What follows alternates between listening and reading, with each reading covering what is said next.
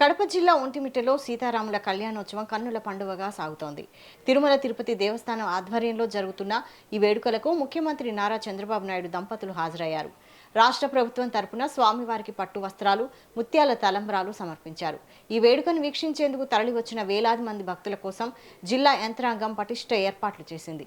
ప్రధాన కళ్యాణ వేదిక వద్ద 120 గ్యాలరీలను ఏర్పాటు చేయడమే కాకుండా భక్తులకు తీర్థ ప్రసాదాలు, ముత్యాల తలంబ్రాలు, తాగునీరు మరియు మజ్జిగ ప్యాకెట్ల కిట్లను అందజేస్తున్నారు. గృహాణ గ్రహాణ ఆవిష ఆవిష ధ్వంసయ ధ్వంసయ త్రాసయ త్రాసయ దృహ్య దృహ్య చక్రేణ గదయా వజ్రేణ భస్మీకురు సహస్రార సర్వమఖ్య ప్రహరణాయుధ భావో జయ జయ విజయ విజయ అనంతాపరాజిత అప్రతిహత